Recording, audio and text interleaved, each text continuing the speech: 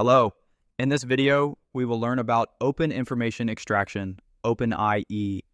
OpenIE is basically an extraction technique through which nouns are extracted based on their relationships in a text. So instead of relying on predefined databases or knowledge bases, OpenIE automatically extracts facts from the text. Now, here's an example. Google bought Wavy for $30 million in 2013. What are the facts in this? Google bought Wavy, $30 million in 2013. Now let us understand its key concept. The first number is fact extraction. First, facts are extracted from the text. Apple was founded by Steve Jobs in 1976. The words extracted are, Apple founded by Steve Jobs, 1976. OpenIE links the nouns through relationships so that the connections between the entries can be easily understood. Tesla's CEO is Elon Musk. It extracts and stores this as Tesla CEO Elon Musk. Next is the classifier and confidence score. The classifier sets the confidence score of the relationship between two nouns. This tells us how accurate the fact is. Microsoft is the parent company of LinkedIn. Confidence score 95%. Microsoft owns Google. Confidence score 10%, meaning an incorrect relationship. OpenIE converts unstructured text into structured data so that machines can analyze and understand it. For example, Barack Obama was the 44th president of the United States. First, it was like this, and then for the machine, it will be converted like this. Barack Obama, 44th president, USA. Now, this is in a structured data format. Next are relation types in OpenIE. OpenIE identifies the relationship between nouns using verbs and adverbs. For example, created by Harry Potter, created by J.K. Rowling, author of Harry Potter. Cristiano Ronaldo is from Portugal. Another example is located in Eiffel Tower, located in Paris. OpenIE treats unknown entries in this way. Unlike traditional NER, named entity recognition, OpenIE can detect unknown and minor entries that are not pre-registered in the database. For example, Zara Khan won the Best New Artist Award. Now, Zara Khan is not in the database, but OpenIE will still extract her and link her name with the award. Here you can see its pattern. The corpus and text go into the training data from there. The self-supervised learner goes into the classifier, and then it is connected, leading to the extraction graph. So first is the corpus and text. This is a large amount of text. Crawlers crawl billions of pages and bring in all the data. Then a small amount of data is taken from this and used for training data. Through this, the system sees which information is useful. Next is the self-supervised learner. This is basically a self-learning program that trains itself using text and determines what is good information and what is bad information. Next is the single pass extractor. It scans the entire text and extracts the useful information, which we call tuples. After that is the classifier. The classifier is basically a checker. It looks at the exact text, removes inaccurate and uncertain facts, and keeps only the reliable ones. Next, verify with multiple sources. Now, suppose someone writes on a page that Barack Obama is a white person and a farming peasant. The system will not simply save that fact. First, it will verify it with multiple sources. If it is verified that all these things are correct, then it will feed it into its system. Next is storing the information. Trustworthy facts are stored in an organized structure so that they can be used in searching and for various other purposes.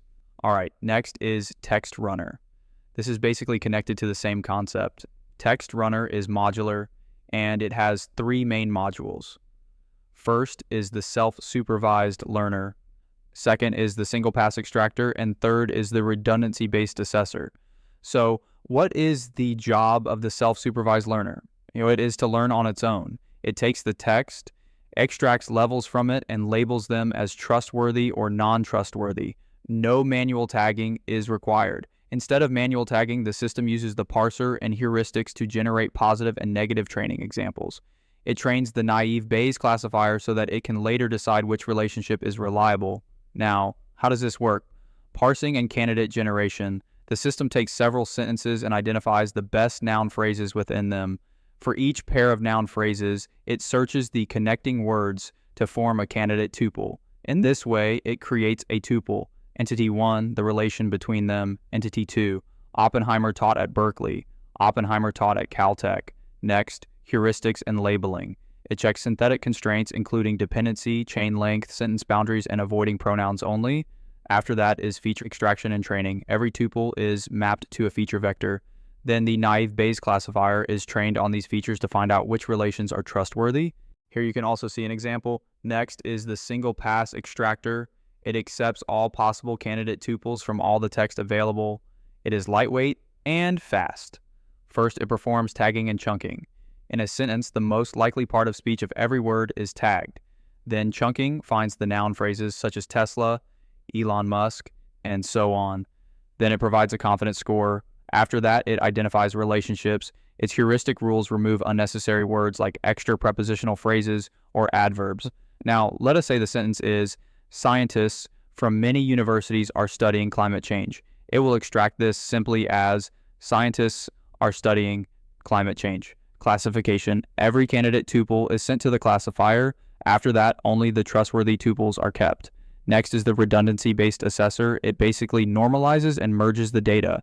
It writes the extractive relation phrases in a normalized form. For example, it will change was originally developed by to was developed by. Next, it assesses reliability. It also counts the distinct sentences. Then it counts how many distinct sentences support each tuple.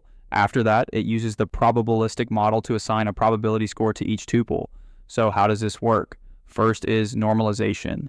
Non-essential modifiers are removed so that similar relations can be grouped together. For example, is located in and is situated in are normalized and kept as the same basic relation. Next, merging duplicates. Duplicates are merged. Then, probability assignment, where it assigns a probability score. For example, Einstein presented the theory of relativity. Let's say this appears in 10 sentences, then its probability score will be higher. On the other hand, if we look at a less reliable extraction, it would be the theory of relativity in a paper. Now, there is no effect here, there is nothing, so it will be given a score of 0.3 and discarded, meaning ignored. The final output is an extraction graph where the nodes represent the entities, the edges represent the extracted relationships, along with their confidence score.